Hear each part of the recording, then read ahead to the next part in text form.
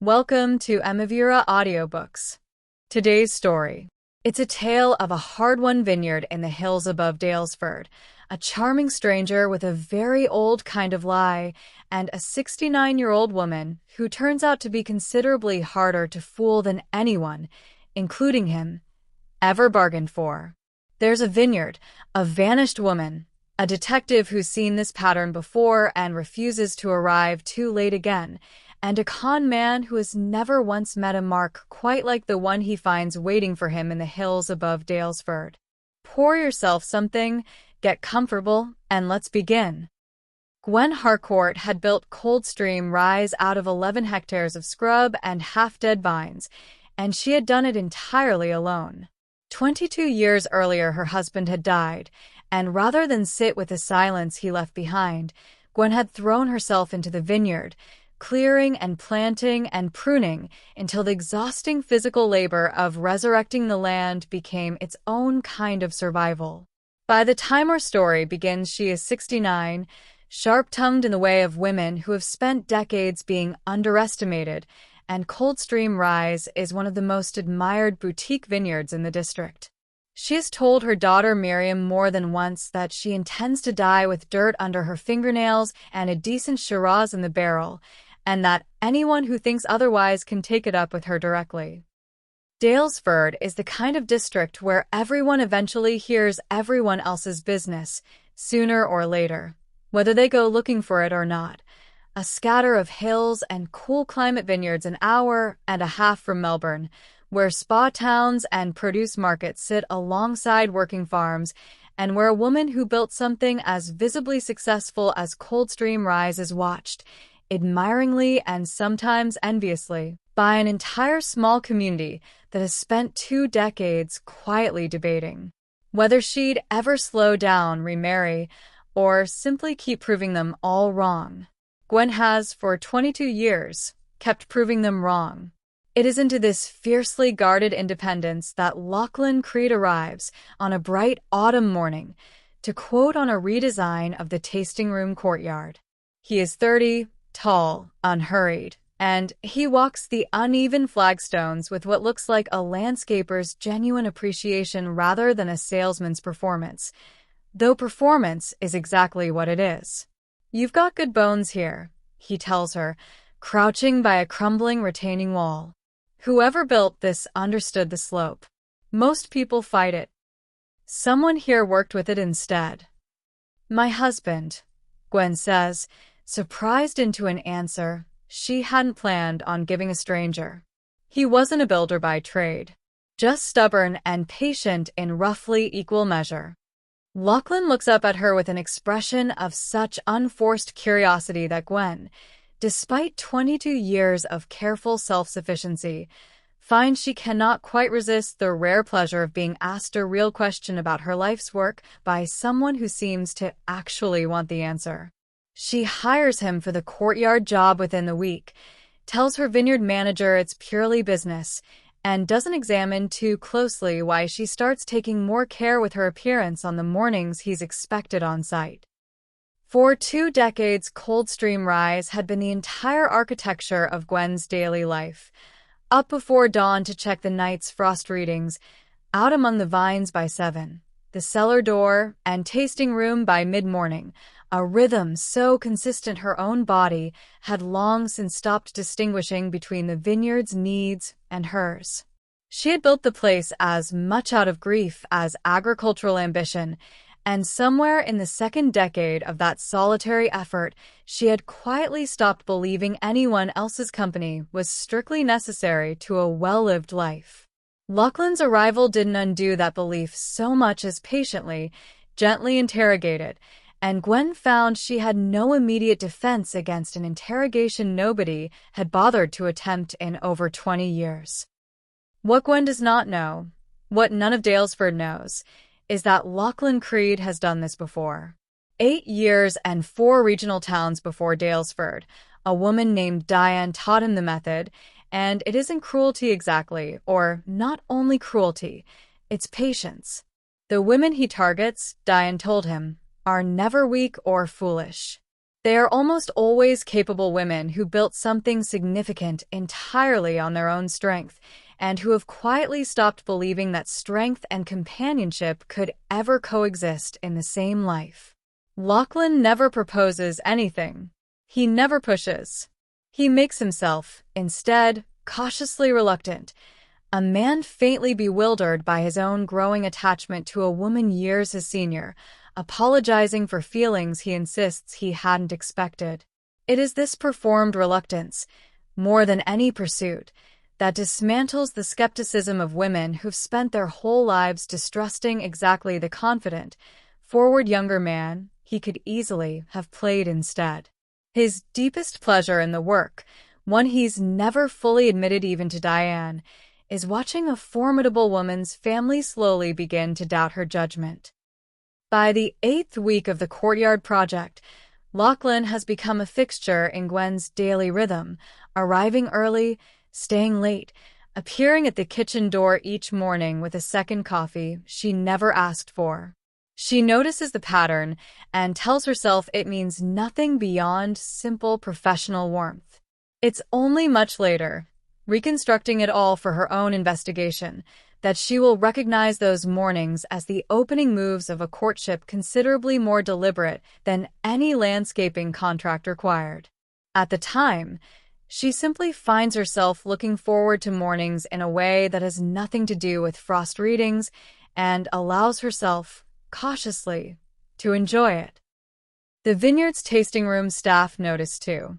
Gwen, always warm but rarely effusive, grows visibly softer across those first months, more inclined to linger, more delighted by small things, in a way that strikes at least one longtime staffer, Priya Nathan, as less like ordinary happiness and more like something being carefully cultivated in her.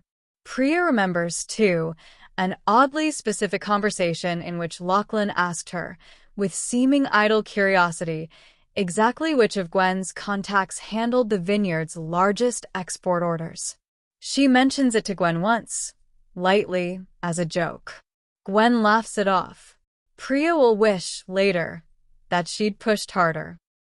Lachlan Creed's own understanding of the work, because it is work, to him, however carefully he disguises it as feeling, runs considerably deeper than any one relationship. He learned it first, uncomfortably, watching it happen to his own grandmother, a proud, capable woman who fell for a clumsy version of the same scheme in her final decade and lost a modest coastal property to a friend. The family was too slow and too polite to question. He was 19 at the time, furious and helpless, and it was that specific, formative fury that Diane later identified and cultivated in him with patient precision, telling him he already understood these schemes better than any of her other operatives, and that the understanding could become either a lifetime of impotent anger or a considerable practical advantage. Lachlan chose the advantage, and has spent 8 years and 4 regional Victorian towns not looking too closely at what that choice cost him. Miriam Harcourt lives in Melbourne, 3 hours away, close enough to visit and far enough to miss the slow accumulation of small changes. She first notices Lachlan properly at her mother's 69th birthday lunch, 6 months into his employment, seated beside Gwen with an ease that strikes Miriam as somehow overreaching for a contractor still technically finishing a job. Her mother laughs more that afternoon than Miriam has heard her laugh in years, and some ungenerous, guilty part of Miriam notices that fact with unease rather than relief. "He's very charming," she tells her husband, Dan, that evening. "Almost too charming. And he's younger than me. It's strange, watching my mother light up around someone barely older than her own daughter." Dan is reasonable about it. Maybe Gwen is just happy, he says, and Miriam is allowed to let that be simple. Miriam had grown up on Coldstream Rise in its hardest years, old enough at 14 to remember the exact texture of her mother's grief after her father's death, and old enough to remember the fierce promise Gwen made her at the kitchen table one bad winter evening: "I am never again going to build my life around needing someone else to survive. I will love people. I will not need them. Miriam had believed that promise completely for 2 decades and had built her own adult life partly in its image. So Lachlan's arrival was disorienting to watch from a daughter's vantage point, not because Gwen seemed unhappy, but because she seemed, for the first time in Miriam's living memory, genuinely willing to need someone else's company.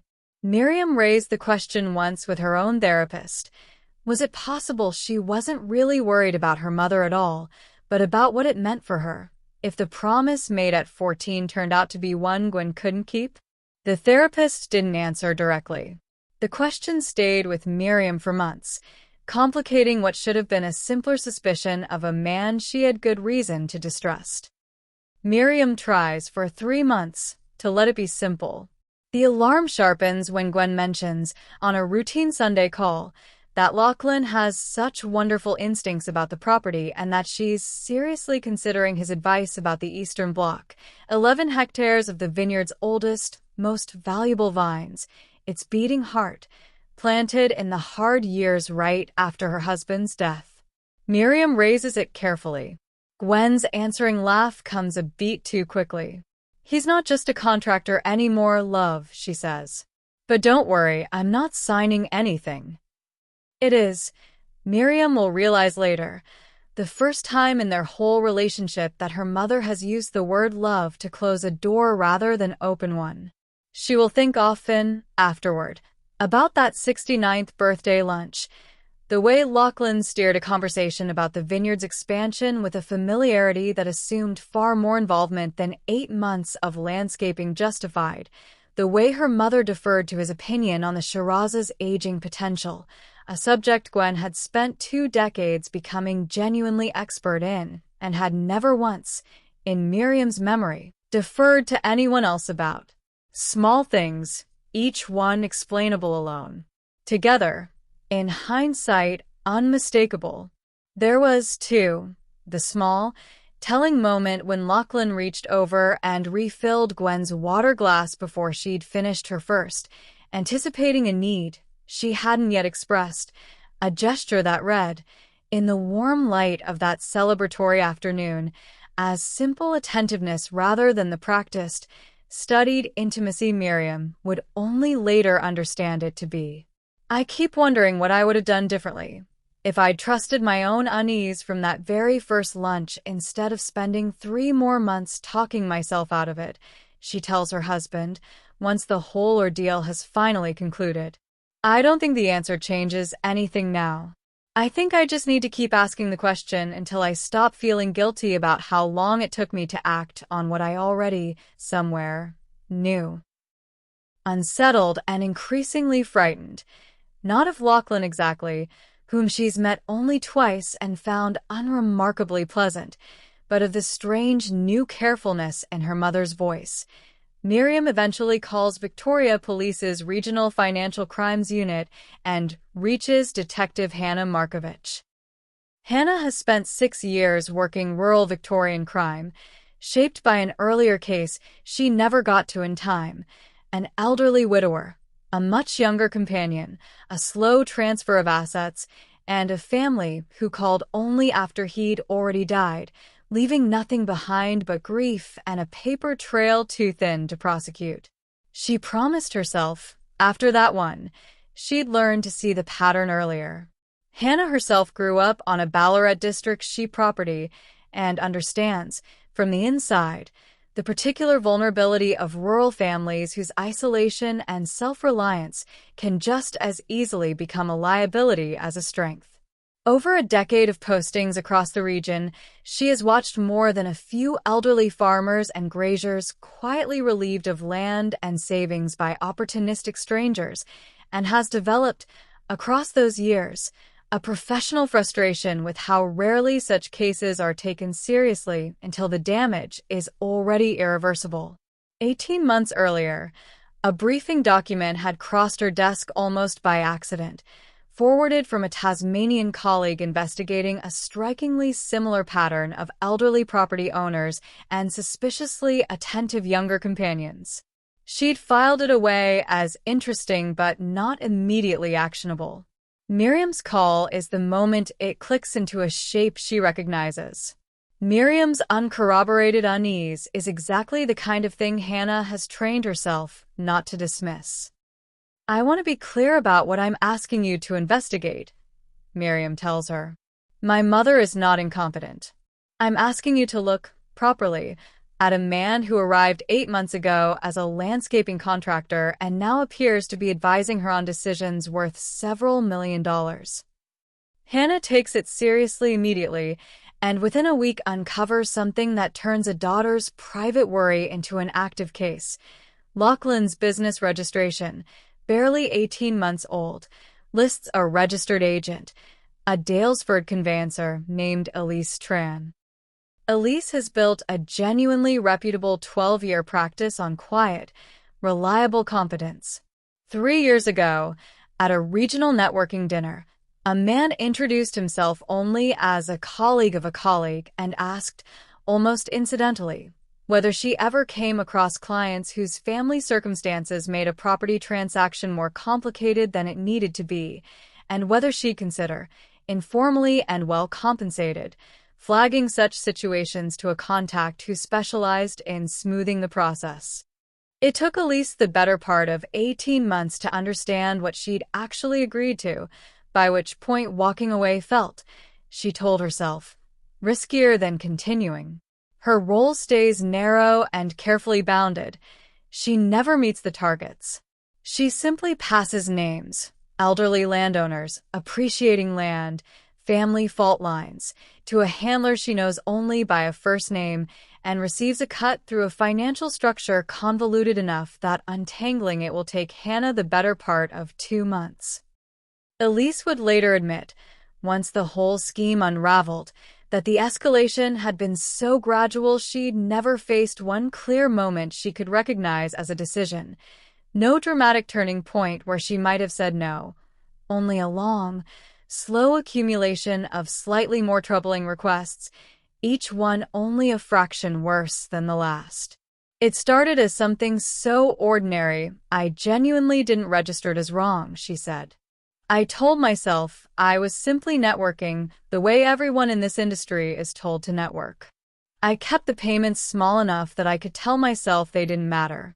I understand now that was never really about the money. It was about never having to admit, even privately, what I'd actually become part of." Meanwhile, back at Coldstream Rise, something smaller and stranger is happening.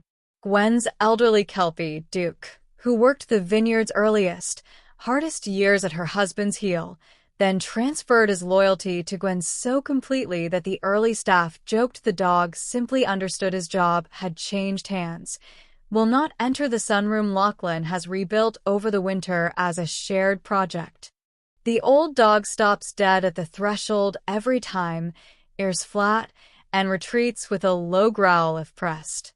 Duke had belonged to Gwen's husband first, a gift from a neighboring farmer the year before he died, and the old Kelpie had transferred his working loyalty to Gwen so completely and so immediately that the early staff joked the dog seemed to understand his job had simply changed hands rather than ended. He had walked every row of the Eastern Bloc 1,000 times over, slept through a decade of harvests curled against the tasting room's warm hearth, and greeted every visitor to the property, in all those years, with the same measured, watchful assessment before deciding whether they merited his trust. He never truly warmed to Lachlan, despite 8 months of the younger man's evident, patient effort, accepting treats without enthusiasm, tolerating pats without leaning into them the way he leaned into Gwen's own hands, maintaining always a small, deliberate distance that Gwen noticed and dismissed for months as simple old dog stubbornness. Gwen tells herself it's the new flooring. She will tell Hannah, much later, that she repeated that explanation to herself for months, every single time, because the alternative was one she wasn't remotely ready to consider. Up on the ridge above the vineyard, a hazelnut farmer named Roger Fenwick nearly calls Gwen twice. Once after watching Lachlan stand motionless at the edge of the Eastern Bloc for 20 minutes, photographing rows that held nothing worth photographing, and once after overhearing him on the phone at the produce market, all business and no warmth. 6 weeks, Lachlan said. Maybe 8 if she drags her feet on the coastal parcel. Roger doesn't call either time. He decides, both times, that it isn't his place, and that unsolicited warnings about a woman's new partner, based on nothing more than a strange phrase overheard at a market stall, are more likely to cause offense than good. He goes home that evening and sits, as he often does when uncertain, with his late wife's photograph on the mantel, and asks her, not entirely joking, what she'd have made of it. He imagines her answer clearly enough. She was never one for minding her own business when a friend's welfare was at stake. But he doesn't pick up the phone.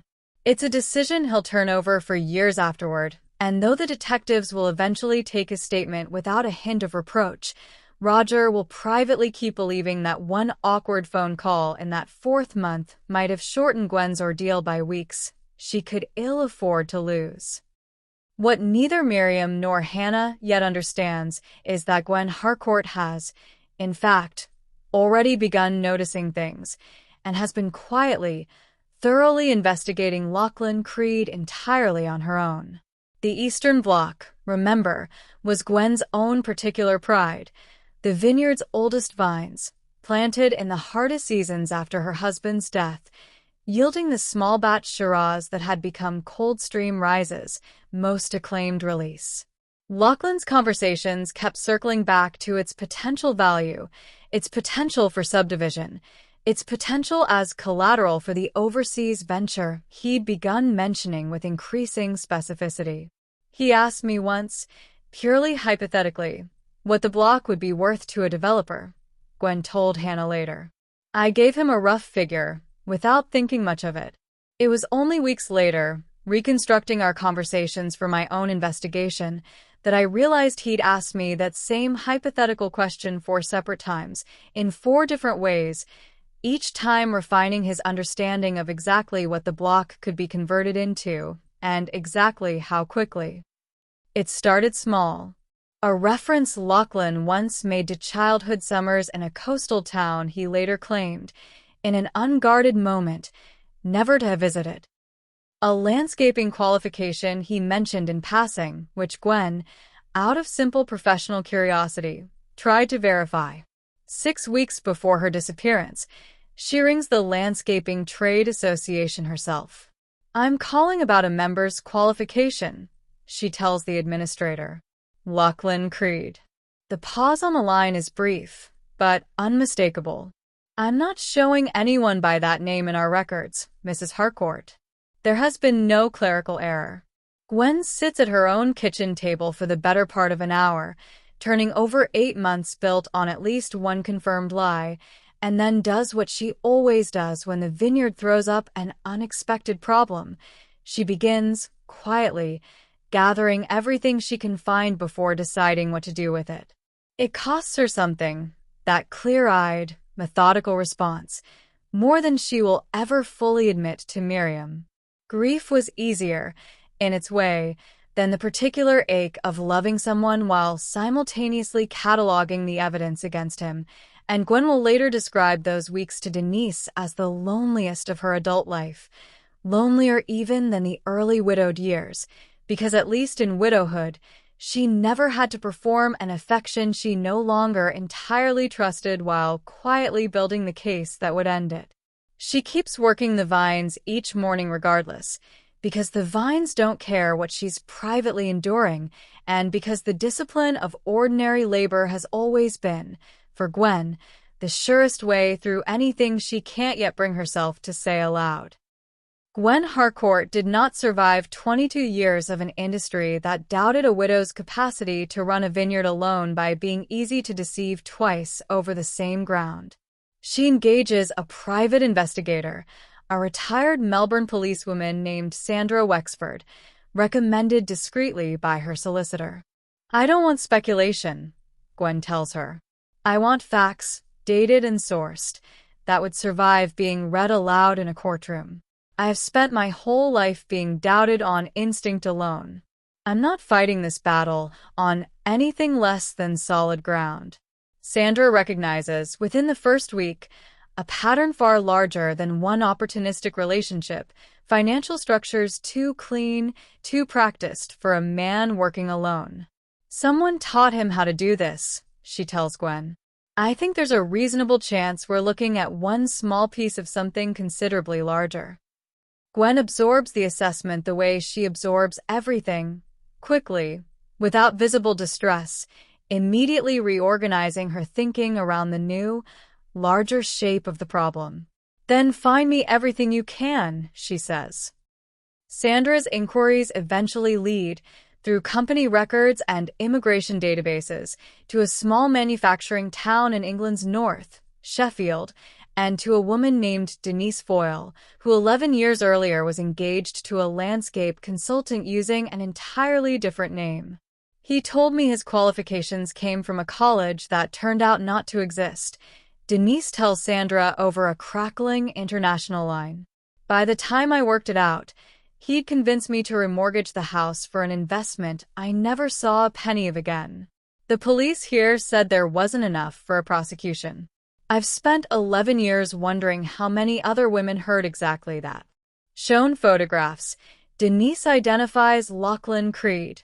Older now, differently dressed, but unmistakably the same man beneath 11 years of careful reinvention. She agrees instantly to speak to Australian investigators if it ever comes to that. She says she's been waiting 11 years for someone to ask. Sandra compares photographs carefully across the crackling connection, and Denise's hesitant, then increasingly certain identification of the man beneath 11 years of careful reinvention becomes one of the most significant pieces of corroborating history in the eventual case file. Proof that the pattern targeting Gwen Harcourt is not an isolated opportunism, but a practiced, repeated method refined across more than a decade and, evidently, more than one continent. Around the same time, Gwen visits her solicitor, Fiona Whitlock, and asks her to draft a document transferring a significant interest in the Eastern Bloc to Lachlan. Fiona is unsettled, not because Gwen seems desperate or coerced, but because she asks the question with a watchful curiosity, as though testing something rather than genuinely intending to proceed. Fiona raises every appropriate concern: the relationship's duration, independent advice, whether Gwen's family knows. Gwen thanks her and never comes back to sign. Fiona will later understand Gwen wasn't having second thoughts. She was watching to see exactly how far the pressure to sign would escalate once it became clear Fiona wasn't going to make it easy. I've thought since, Fiona tells Hannah, once the case reaches her small Daylesford office, about how many women in Gwen's position never make it as far as a solicitor at all, because the isolation happens too gradually, too completely, before anyone outside the relationship gets to ask an inconvenient question. Gwen kept her own counsel close, but she never let anyone cut her off from the people whose professional obligation was to ask exactly the questions Lachlan would have preferred she never heard. Her vineyard manager, Terry Aldous, who has run Coldstream Rise's day-to-day operations for 11 years and considers himself, in the practical if not the legal sense, part of the property's extended family, has meanwhile been keeping his own quiet, unofficial notebook, dates, approximate figures, the exact phrasing of Lachlan's various inquiries about yield and export contracts, details that had nothing to do with landscaping work. I told myself he was just interested, the way people who spend time around a successful business sometimes get curious about the numbers, Terry admits later. I didn't want to be the employee who went behind his employer's back questioning her judgment about her own personal life. That's not my place, and I knew it wasn't my place, even while some part of me was quietly keeping track of every odd question in case it ever mattered. It will turn out to matter a great deal. By the time she vanishes, Gwen Harcourt is not the vulnerable woman her family fears her to be. She is, far more precisely, a formidable woman who has identified exactly what is being attempted against her and has already decided, with the same patient thoroughness that built an entire vineyard from scrub, exactly how she intends to respond. She has confronted this realization the way she confronts every serious problem the vineyard has ever presented her, not as a personal betrayal to mourn, but as a threat to be methodically neutralized, beginning with that quiet visit to Fiona to ensure no document Lachlan might eventually present for her signature could touch the Eastern Bloc without triggering protections she has built, deliberately, over the following weeks. Hannah's own investigation, meanwhile, is closing in from the outside. She brings in a forensic linguist from the University of Melbourne, Dr. Aisha Rahman, to analyze the sequence of emails that begin arriving from Gwen to Miriam, to the vineyard manager, to the solicitor. Emails dense with real, personal detail, insisting Gwen wants no contact, that she's happier than she's been in decades, that any intervention would be read as exactly the kind of controlling doubt she's spent her life refusing to tolerate. Miriam reads them with mounting, sickening unease. The voice is unmistakably her mother's, and yet something in the accumulating pattern, the preempted objections, reads less like communication and more like a script. She forwards the whole sequence to Hannah. I don't think my mother wrote all of these alone, and I don't know how to prove that to anyone who hasn't spent 40 years reading her handwriting. People think I can simply read guilt in a sentence, Aisha tells Hannah, spreading the printed emails across her university office desk. That's not really how it works. What I can do is identify consistency, or its absence, whether the emotional register shifts in ways that track genuine feeling or performed feeling. It's pattern recognition, not mind reading, though I understand why the distinction doesn't always feel meaningful to the families waiting on my findings. Aisha's analysis, delivered 6 weeks later, confirms it. The earliest emails match Gwen's authenticated writing closely. The later ones drift, sentence structures growing marginally more formal, Gwen's characteristic dry humor flattening out, consistent with a second author gradually taking over, initially working from close study of the original style before the mimicry begins, subtly, to slip. Cross-referenced against an earlier case file, the same recurring phrase turns up almost word for word. I've never told anyone this before. This is an organic language, Aisha tells Hannah. This is a template, refined through repetition. Whoever wrote this has done it enough times to have found the sentences that work. Gwen Harcourt disappears on a Thursday in early spring. Lachlan explains, with evident and well-managed distress, that she's gone to spend some weeks with him at a coastal property near Anglesey before an extended trip overseas, a story the scheduled emails seem to support. Hannah obtains a warrant and searches the Anglesey property 3 weeks in, a small weatherboard house above a gray winter sea, silent and carefully tidy in the particular way of a place its occupant expected to return to. There's no sign of Gwen at all, no clothing, no personal effects, nothing to suggest she'd ever properly lived there, but there is a diary, informal and clearly never meant for other eyes, that gives Hannah her first real look into Lachlan's unraveling state of mind. She's asking questions I don't have good answers for, reads one entry, 10 days before the disappearance. About the qualification. About where I actually grew up. I told Elise we need to accelerate the Eastern Bloc discussion before this unravels further. A later entry, for days out, is more frightened still. Gwen told me tonight she's spoken to a solicitor about clarifying some estate matters and watched my face very carefully while she said it, in a way that made me feel, for the first time since Sheffield, genuinely uncertain who was actually running this conversation. The final entry, dated the very morning Gwen vanishes, is shorter and rawer than anything before it. She asked me this morning, very calmly, whether I'd ever been to Sheffield. I have never told her about Sheffield. I have never told anyone about Sheffield. I don't know how she knows that name. I have spent the whole day since unable to convince myself that leaving right now, tonight, without a word to anyone, isn't the only sensible thing left to do. He did not leave. Whatever calculation ultimately kept him at Coldstream Rise long enough for Gwen's own plan to fully unfold, Hannah will never entirely reconstruct it from the diary alone, though Gwen's own account, delivered with evident satisfaction once she finally returns, will eventually fill in the considerable gap between Lachlan's private terror and his outward, maintained composure. Reading it, Hannah understands she is no longer investigating a simple disappearance. She is looking at the aftermath of a quiet, invisible confrontation between two people who have each, almost entirely without the other's knowledge, spent months working out precisely how dangerous the other one actually is. Hannah is not investigating this alone either.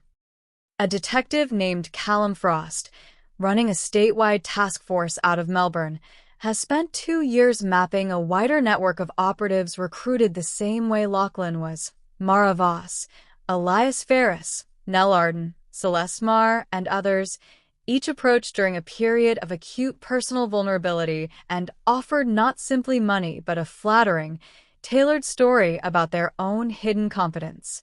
It's a very sophisticated, very patient exploitation of exactly the same vulnerability the operatives are then sent out to exploit in others, Frost will later tell his own task force. Whoever built this understood something genuinely dark about how damage transmits itself, generation to generation, victim to victim again, and built an entire business model around never having to actually witness the human cost of that transmission directly. Gwen, in fact, is 3 hours away in Bendigo at her sister Denise's property, deliberately unreachable, phone switched off, exactly long enough to finish assembling the last of Sandra Wexford's documentation without any risk of Lachlan tracing her. Denise fields a rising tide of calls from journalists and well-meaning neighbors and tells every one of them nothing, watching her sister work through the investigator's file each evening with the same grim, focused determination she wore in the terrible months after her husband died. On the 4th night, Gwen shows her the surveillance photographs. 2 other women, Denise. 2 other properties years apart, the same man running the same performance almost word for word. Denise understands, watching her sister go very still, that this has stopped being only about protecting Coldstream Rise. I told every single one of them nothing, Denise will later tell Hannah, of the journalists and neighbors. Gwen asked me for privacy, and privacy is precisely what our mother taught both of us to give each other, whatever the rest of the world thinks it's owed. Hannah's own team does eventually pick up a thread, a fuel receipt, and a description from a motel clerk in the small town of Elmore who remembers an older woman checking in alone and asking, very specifically, for a room without a view of the car park. It is enough to confirm Gwen is alive and safe long before anyone actually speaks to her, though it will still be Gwen, not the police, who decides exactly when the 11 days end. I wasn't hiding from the investigation, Gwen will say, once located, with the faint, wry amusement of a woman who never once considered herself lost. I was hiding from him and finishing my own work in peace, because I didn't trust it to survive interruption if he learned where I was before I was ready to be found. I am sorry for the worry it caused Miriam. I am not sorry for the 11 days themselves. I got more done in that motel room than I managed in the previous 8 months combined, precisely because no one was there watching me do it. Miriam, hearing it, will find herself unable to decide whether she's more relieved or more furious. The strangest 11 days of my life, she tells Hannah afterward, worrying myself sick over a woman who turned out never to have been in any real danger and who'd simply decided, without telling anyone, that she'd rather finish the job alone than explain herself to a family she wasn't yet ready to burden with the details. 11 days after she vanished, Gwen Harcourt walks into the Daylesford police station on a Tuesday morning and asks, with the brisk impatience of a woman who has never enjoyed being fussed over, to speak to whoever is currently wasting police resources searching for her. "I am not missing," she tells Hannah. "I've been at my sister's, working through the considerable evidence I've spent 2 months gathering about a man who's been quietly attempting to relieve me of my vineyard." "You wrote the emails yourself?" "The early ones. Lachlan drafted the later ones. Once I'd made clear our relationship required rather more careful stage managing than he'd previously needed to bother with, given how thoroughly I'd already worked out what he actually was." Something like grim satisfaction crosses her face. "I let him believe for the final fortnight that I still trusted him completely, precisely so I could observe exactly how far he, and whoever he answers to, were prepared to go once they believed the Eastern Bloc was finally, genuinely within reach. I have a rather extensive private investigator's file, detective, and I would very much like to hand it over to someone with the authority to use it properly." Sandra Wexford, the retired policewoman Gwen had hired, had recognized early on that Lachlan's financial structures were too clean, too practiced, for a man working entirely alone, and it was Sandra's own dogged inquiries through company records and immigration databases that eventually led her to Sheffield and to Denise Foyle. Evidence Gwen now folds into the file she hands Hannah.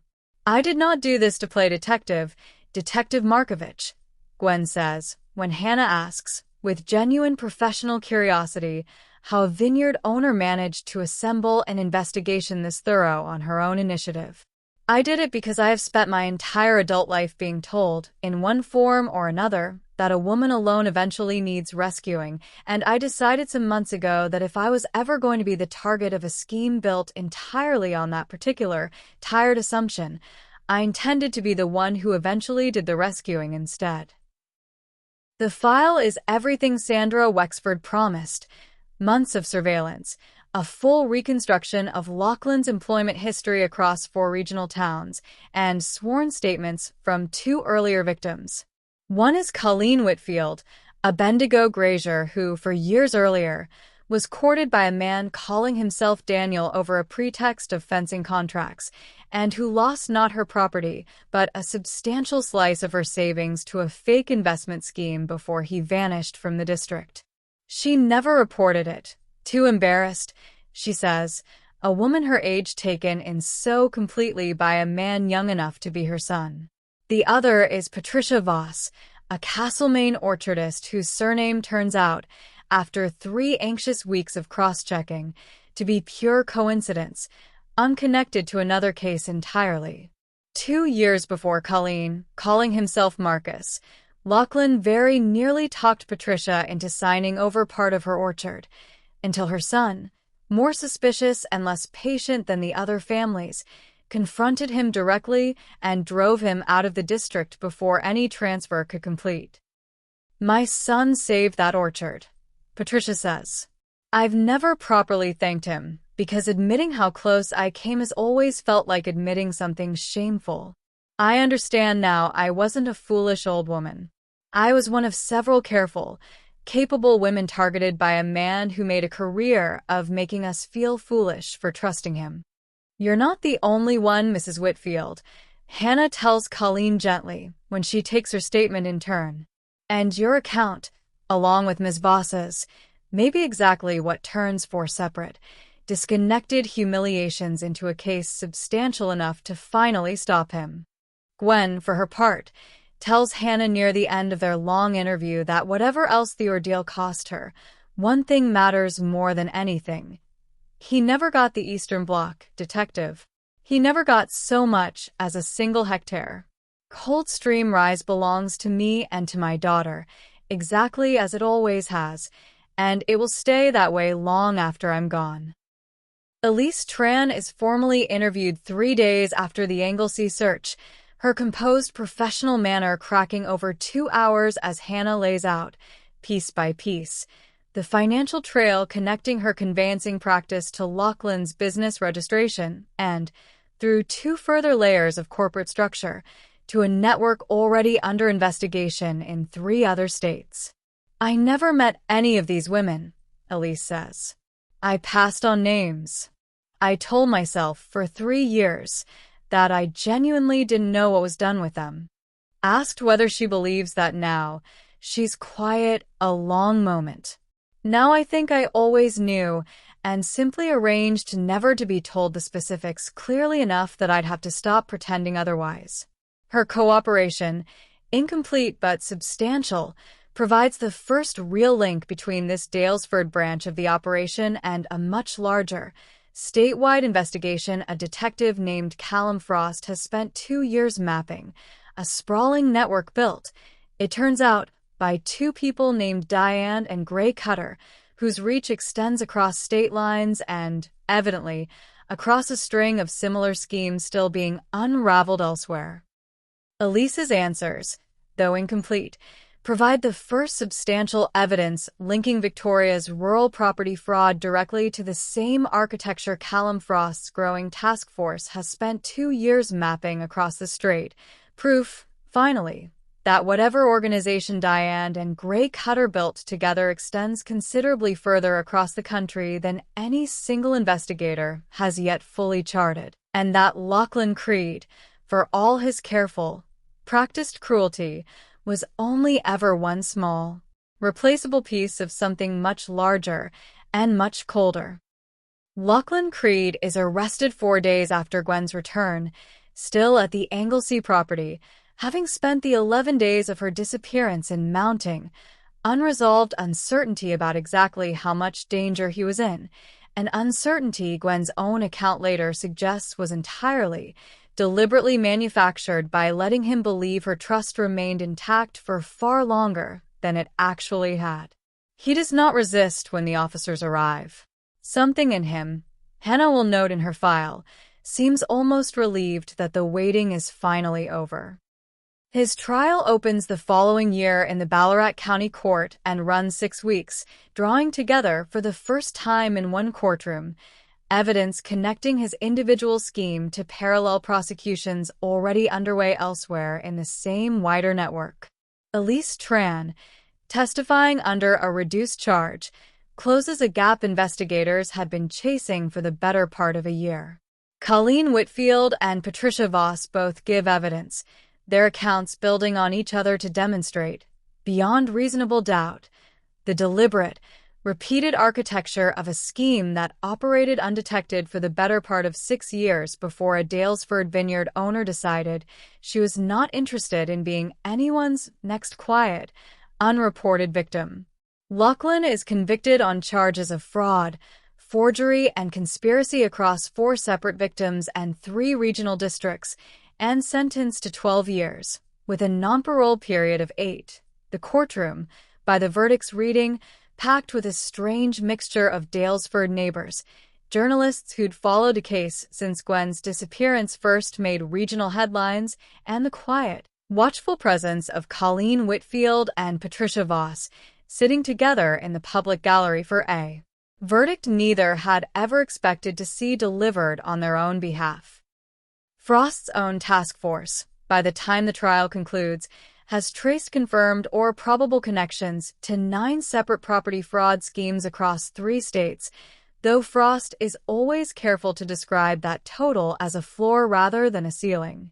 We find the ones who came forward, or the ones careful enough to leave a paper trail, he tells Gwen, during the final debrief that closes her file.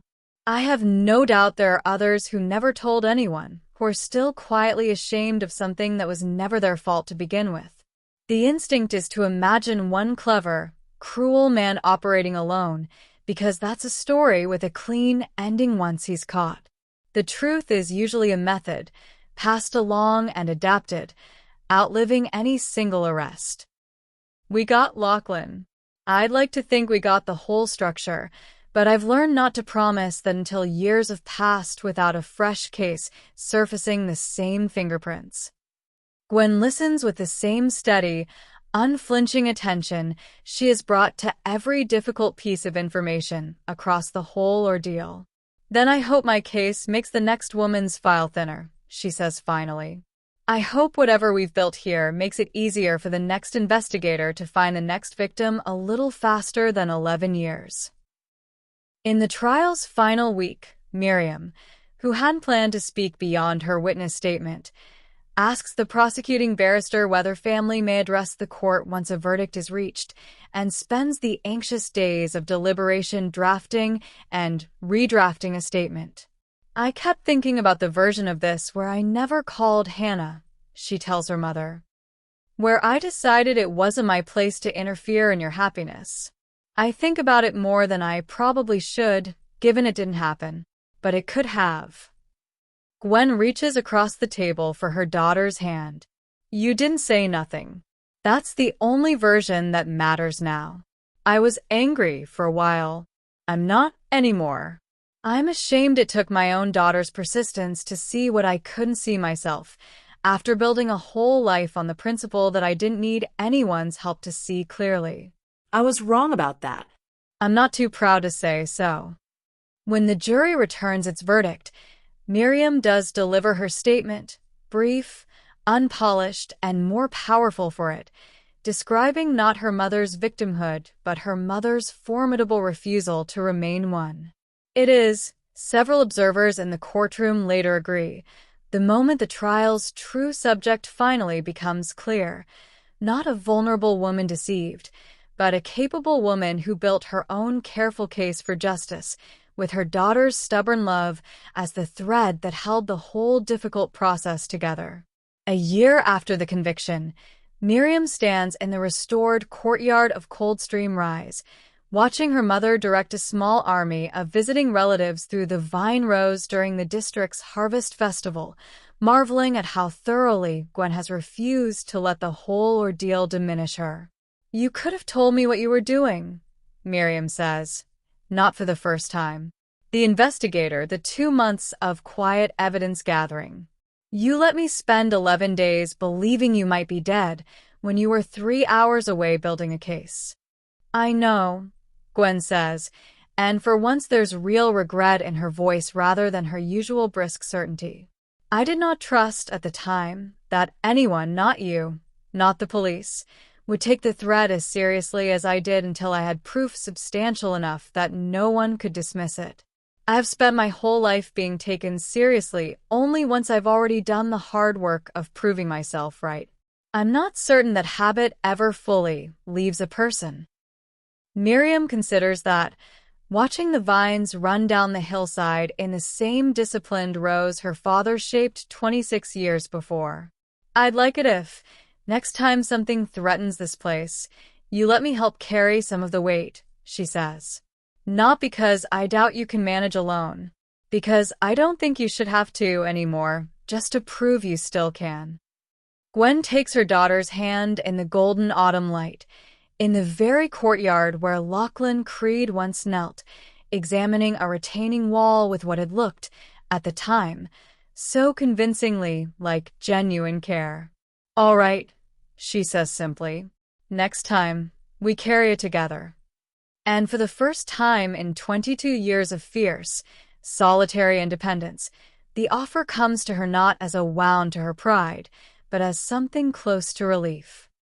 She has thought a great deal, in the year since the trial, about what the whole ordeal actually cost her and about what, improbably, it gave back in return.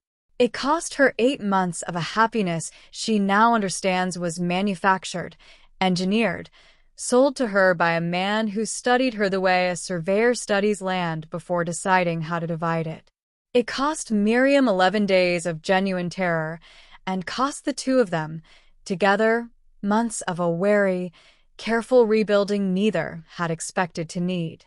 But it gave Gwen something too, something she is only now able to name without flinching, proof, finally and irrefutably, that the strength she'd spent 22 years cultivating alone had never actually required the solitude she'd wrapped around it like armor. She could be formidable and still let someone else stand beside her while she was formidable. She simply hadn't known, until a stranger with good manners and a terrible secret walked into her courtyard one autumn morning, that the two things had never truly been in competition at all. The harvest festival runs long into the evening, the tasting room lit warm against the gathering dark.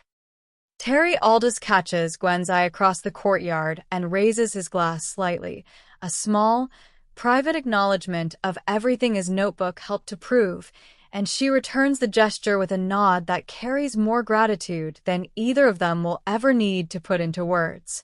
Duke, the old Kelpie, lies near the courtyard's edge for most of the night, in the exact spot he once refused to enter with Lachlan beside him, and when Gwen finally settles into a chair near midnight, he comes and lies across her feet without being called, as though satisfied, at last, that the household has returned to whatever shape he always considered correct.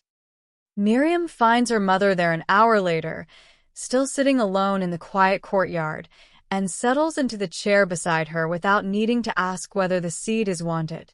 Below them, the vine rows run dark and orderly down the slope, 26 years of stubborn, patient work holding the hillside exactly as Gwen's husband first shaped it, and beyond them the lights of Dalesford glitter faintly against the night, a whole small district that has watched Gwen Harcourt survive one long, difficult winter of the heart and come out the other side of it, as she has come out of every winter before it, entirely and unmistakably her own woman. Good crop this year, Miriam says eventually, mostly just to say something into the comfortable silence. Good crop most years, Gwen says. That was never really the part one doubted. She looks out over the vines a moment longer, then reaches for her daughter's hand again, the gesture no longer strange between them the way it once might have been. It was the rest of it I had to relearn, that I could build something worth protecting and still let someone else help me protect it. Your father used to say the vines don't need to fight the slope to survive it. Took me a great deal longer than it should have to apply that particular wisdom to anything other than the actual dirt.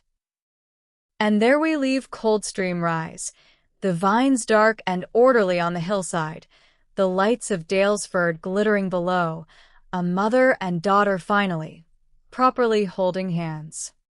Thank you so much for spending with Emavira Audiobooks. Until then, take care of yourself, take care of each other, and thank you so much for listening.